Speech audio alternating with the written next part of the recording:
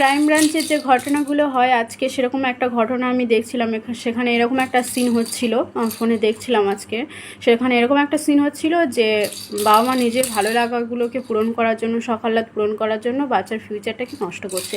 তো বাস্তব ঘটনার সঙ্গে অনেকটাই মিল আছে, কারণ আমার নিজের চোখের সামনে এরকম অনেক বাবা মাকে আমি দেখেছি, অনেক প্যারেন্টসকে দেখেছি যে নিজেদের ভালো লাগা, নিজেদের সকালাতগুলোকে পূরণ করার জন্য বাচ্চার ফিউচারটাকে নষ্ট করছে। তো আমি সেই সব বাবা মাদেরকে একটা কথাই বলতে চাই, তো তারা তো এই পৃথিবীতে নিজের ইচ্ছায় আসেনি, আপনাদের ভালোবাসার ফলস্বরূপ সে এই পৃথিবীতে এসছে।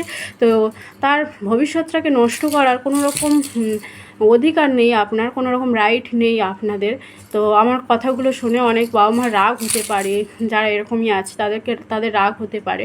তো রাগ করার কোনো কারণ নেই, একটু ভেবে চিন্তা করে দেখবেন, কেননা তাদের যে সময়টা পার হয়ে যাচ্ছে সেই সময়টা কিন্তু পরে আর ফিরে আসবে না।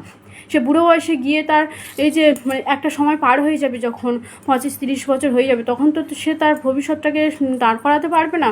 যে তার যে সময়টা লেখাপড়ার সময়টা পার হয়ে যাচ্ছে বা কিছু করার যে সময়টা পার হয়ে যাচ্ছে, সেই সময়টা সে তখন আর পাবে না।